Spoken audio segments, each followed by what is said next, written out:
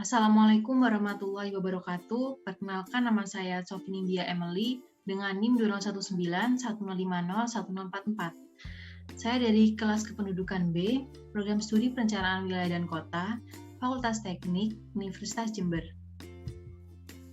Di sini saya akan memaparkan hasil dari resum 3 materi. Yang pertama yaitu ilmu kependudukan, yang kedua demografi, dan yang ketiga geografi penduduk. Untuk di akhir nanti, saya akan memberikan persamaan dan perbedaan dari ketiga materi tersebut. Yang pertama yaitu ilmu kependudukan. Sebelum membahas mengenai konsep dasar ilmu kependudukan, di sini kita perlu mengetahui definisi dari demografi. Nah, demografi merupakan suatu alat yang digunakan untuk mempelajari perubahan-perubahan kependudukan dengan memanfaatkan data dan statistik kependudukan serta perhitungan-perhitungan secara matematis dan statistik dari data penduduk, terutama mengenai perubahan jumlah, persebaran, dan komposisi atau strukturnya. Perubahan tersebut dipengaruhi oleh fertilitas, mortalitas, dan migrasi. Demografi memberikan gambaran menyeluruh tentang perilaku penduduk, baik secara agregat maupun kelompok. Demografi mempelajari struktur dan proses penduduk suatu wilayah, seperti jumlah, penyebaran, dan komposisi penduduk. Demografi memerlukan sebuah data mengenai penduduk yang ada di suatu daerah, sehingga memerlukan sebuah data dari kependudukan.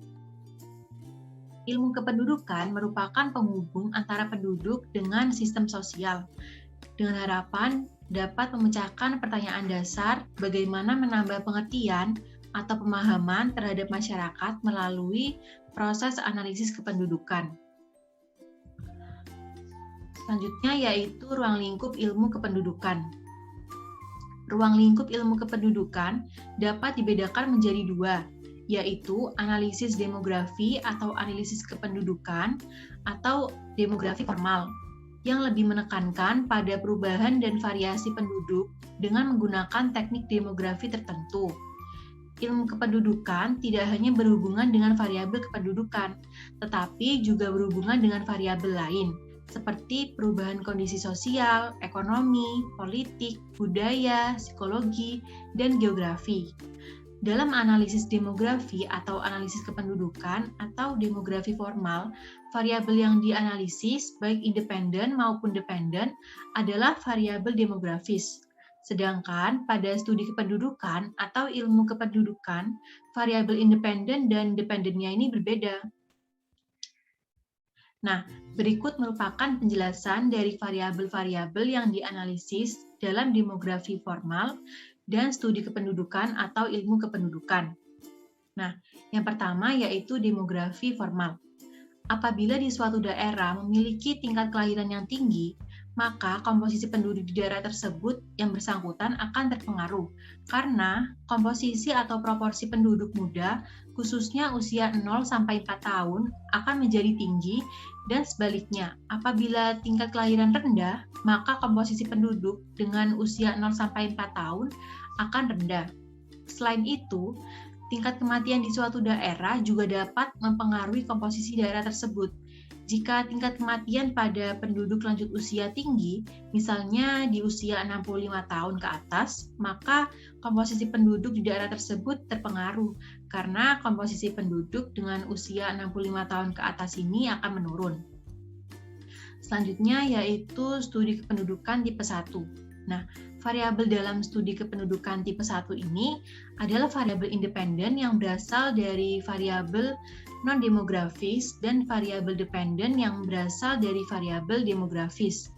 Contohnya pada variabel sosial atau variabel non-demografis dalam konteks pendidikan perempuan yang akan memberikan pengaruh pada tingkat fertilitas dari perempuan yang bersangkutan.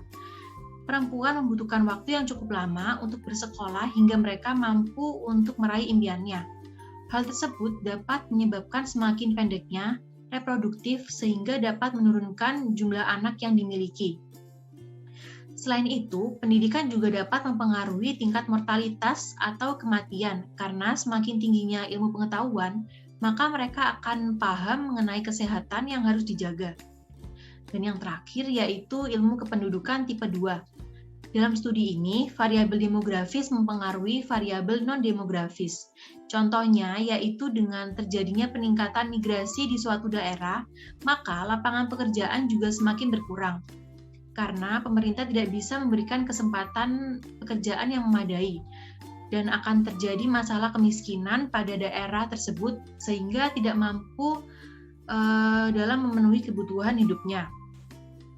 Serta akan terjadi tindakan kriminalitas dan kondisi lingkungan yang kumuh. Selain itu, apabila terjadi peningkatan angka kelahiran, maka kebutuhan pangan masyarakat juga meningkat. Selanjutnya yaitu tujuan mempelajari ilmu kependudukan. Yang pertama, mempelajari dan memahami kuantitas penduduk di suatu wilayah. Yang kedua, mempelajari dan memahami perkembangan penduduk di suatu wilayah. Yang ketiga, mempelajari dan memahami perbandingan dan perbedaan penduduk antar wilayah. Dan yang keempat, yaitu mempelajari dan memahami penyebab perkembangan penduduk. Nah, kemudian ada kegunaan mempelajari ilmu kependudukan. Ilmu kependudukan ini memiliki peran yang sangat penting bagi Indonesia karena dapat mengatasi permasalahan yang terjadi. Apabila pemerintah akan membuat perencanaan di bidang pendidikan, seperti jumlah guru dan ruang kelas yang dibutuhkan dalam 1 tahun tertentu, maka dibutuhkan data penduduk menurut kelompok umur dalam usia sekolah. Selain pemerintah, dalam bidang kesehatan juga membutuhkan data kependudukan, seperti data tentang kondisi mortalitas di daerah yang bersangkutan, misalnya angka kematian di wilayah tersebut, seperti angka kematian bayi, angka kematian anak, angka kematian kasar, dan sebagainya. Dan materi yang kedua yaitu demografi. Nah, menurut Mantra, demografi ini mempelajari struktur dan proses penduduk di suatu wilayah. Struktur penduduk meliputi jumlah, persebaran, dan komposisi penduduk. Struktur penduduk selalu mengalami perubahan yang disebabkan karena proses demografi, yaitu fertilitas, mortalitas, dan migrasi penduduk. Selanjutnya, ruang lingkup demografi. Penggunaan demografi di kehidupan sangat luas dan dapat digunakan secara bersama-sama dengan keilmuan lain seperti ekonomi, sosiologi, geografi, psikologi, politik, kesehatan, dan lainnya. Sehingga ilmu demografi ini implementasinya disebut interdisiplin. Kemudian manfaat dari demografi ini yang pertama yaitu mempelajari jumlah, komposisi, dan distribusi penduduk serta perubahan-perubahannya di suatu daerah tertentu. Yang kedua yaitu menjelaskan pertumbuhan penduduk di masa lampau dan mengestimasi pertumbuhan penduduk di masa yang akan datang. Yang ketiga yaitu mengembangkan hubungan sebab akibat antara perkembangan penduduk dengan berbagai aspek pembangunan sosial, ekonomi, budaya, politik, lingkungan, dan keamanan. Dan yang keempat yaitu mempelajari dan mengantisipasi kemungkinan-kemungkinan konsekuensi pertumbuhan penduduk di masa yang akan datang.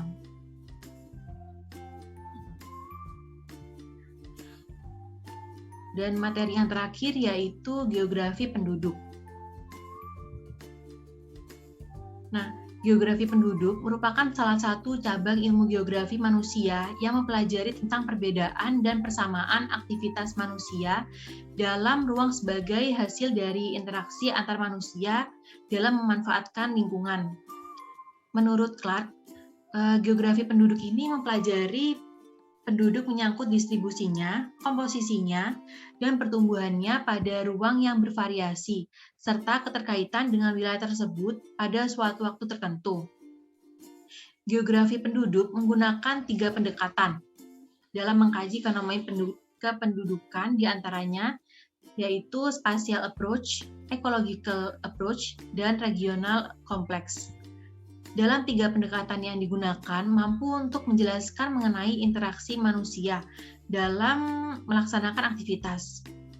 Geografi penduduk disusun komponen-komponen, diantaranya demografi, sosial budaya, politik, dan hukum. Selanjutnya yaitu ruang lingkup geografi penduduk. Ilmu geografi ini memiliki batasan dalam mengkaji, menganalisis, dan mengidentifikasi perbedaan dan persamaan suatu persoalan aktivitas manusia dalam suatu wilayah. Seperti hanya pada cabang ilmu geografi yang lain, geografi penduduk ini memiliki bahan kajian atau objek material khusus, yaitu migrasi, mobilitas penduduk, komposisi penduduk, pertumbuhan penduduk, distribusi penduduk, mortalitas, fertilitas, proyeksi penduduk, dan ketatakerjaan. Kependudukan merupakan salah satu subjek dan atau objek kajian dalam geografi penduduk. Masalah kependudukan sudah menjadi masalah besar bagi dunia secara keseluruhan karena menyangkut banyak segi yang secara objektif dikaji dengan pendekatan geografi, yaitu ruang, waktu, dan kekompleksan wilayah. Demografi dan subkajian geografi penduduk merupakan ilmu yang mempelajari perihal kependudukan. Para ahli penduduk dan atau demografi ini banyak menggunakan data-data sensus, survei, serta catatan kelahiran dan kematian untuk dibentuk menjadi angka-angka, rasio, serta statistik lainnya dan dianalisa dengan mendasarkan pada beberapa pendekatan geografi. Selanjutnya yaitu sumber data dalam geografi penduduk. Nah, geografi penduduk ini memiliki beberapa sumber data. Yang pertama yaitu sensus penduduk. Sensus merupakan perhitungan jumlah penduduk, ekonomi, dan sebagainya yang dilakukan oleh pemerintah dalam jangka waktu tertentu, dilakukan secara serentak dan bersifat menyeluruh dalam suatu batas negara untuk kepentingan demografi negara yang bersangkutan. Ruang lingkup sensus penduduk ini mencakup seluruh wilayah geografis suatu negara dan seluruh penduduknya terdiri dari seluruh golongan umur penduduk, baik yang bertempat tinggal tetap ataupun tidak, misalnya awak kapal, suku terasing, tunawisma, kecuali anggota korps diplomatik dan keluarganya. Yang kedua yaitu survei penduduk. Survei penduduk ini merupakan cara pengumpulan data yang dilaksanakan melalui pencacahan sampel dari suatu populasi untuk memperkirakan karakteristik objek pada saat tertentu. Dan yang ketiga yaitu registrasi penduduk. Registrasi penduduk ini merupakan pencatatan terus-menerus mengenai peristiwa-peristiwa kehidupan atau registrasi vital setiap individu dalam populasi seperti kelahiran, kematian, migrasi atau kepindahan, pernikahan, perceraian, dan adopsi. Selanjutnya ada peralatan geografi penduduk. Nah, geografi penduduk ini memiliki beberapa peralatan.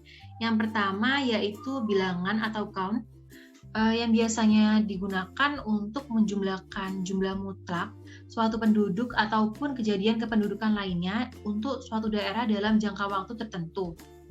Yang kedua yaitu angka atau rate untuk menyatakan banyaknya peristiwa kependudukan dari suatu penduduk dalam jangka waktu tertentu. Nah, di sini ada dua macam angka, yaitu angka kasar yang merupakan angka yang dipakai untuk menghitung suatu penduduk lengkap atau keseluruhan. Dan ada angka spesifik yang digunakan untuk menghitung suatu penduduk yang berkenan menurut kelompok yang spesifik. Peralatan yang ketiga yaitu rasio, yang menyatakan suatu jumlah dalam perbandingan terhadap jumlah lainnya. Dengan perkataan lain, merupakan perbandingan antara dua bilangan dan dapat dinyatakan dalam persen, per 10, atau per 1000. Kemudian yang nomor 4 yaitu proporsi. Apabila pembilang merupakan bagian dari penyebut, maka perbandingan tersebut dinamakan proporsi. Apabila proporsi 100 akan menjadi persen. Kemudian yaitu konstanta, yang merupakan suatu bilangan tetap, misalnya 100, 1000, atau 10.000. Dalam rumus dinyatakan dengan huruf K kecil. Jika K kecil ini dikalikan dengan angka rasio atau proporsi, maka akan diperoleh suatu angka yang merupakan ukuran lebih nyata maknanya. Dan yang keenam yaitu ukuran kohor. Kohor ini merupakan sekelompok orang yang mempunyai pengalaman yang sama dari suatu peristiwa kependudukan tertentu selama satu periode waktu, biasanya 1 tahun. Dan yang terakhir yaitu ukuran periode. Ukuran periode ini merupakan suatu ukuran yang mengenai peristiwa yang terjadi dari sebagian penduduk maupun keseluruhan selama satu periode tertentu. Selanjutnya, saya akan membahas mengenai persamaan dan perbedaan dari ketiga materi ini. Untuk persamaannya yaitu ilmu kependudukan, demografi, dan geografi penduduk memiliki kesinambungan. Hal tersebut dikarenakan kependudukan merupakan subjek atau objek kajian yang digunakan geografi penduduk. Selain itu, masalah yang ada di kependudukan dapat diselesaikan dengan cara mengkaji kondisi geografis. Sedangkan demografi memiliki hubungan dengan kependudukan karena demografi ini merupakan suatu alat untuk mempelajari perubahan-perubahan kependudukan dengan memanfaatkan data dan statistik kependudukan. Oleh karena itu, dapat disimpulkan bahwa demografi dan geografi penduduk ini merupakan ilmu yang mempelajari perihal kependudukan, sehingga ketiga pembahasan tersebut saling berkaitan. Selanjutnya yaitu perbedaan. Nah, perbedaan dari ketiga pembahasan tersebut berdasarkan definisinya yaitu yang pertama, ilmu kependudukan ini mempelajari tentang komponen perubahan penduduk dan hubungan antara perubahan penduduk dengan variabel lain, seperti sosial, ekonomi, politik, biologi, dan sebagainya. Ilmu kependudukan ini lebih bersifat interdisiplin. Selanjutnya, demografi. Demografi merupakan ilmu yang mempelajari secara statistik matematik jumlah, komposisi, distribusi penduduk, dan perubahan-perubahannya sebagai akibat bekerjanya komponen-komponen pertumbuhan penduduk, yaitu kelahiran, kematian, perkawinan, migrasi, dan mobilitas sosial. Dan untuk geografi penduduk ini, mempelajari sebaran dan dinamika pola demografi penduduk di muka bumi dalam ruang dan waktu. Nah, itu tadi merupakan pemaparan dari resume saya dan persamaan dan perbedaan dari ketiga materi yang telah saya bahas tadi. Terima kasih untuk teman-teman yang telah menonton. Sekian dari saya. Wassalamualaikum warahmatullahi wabarakatuh.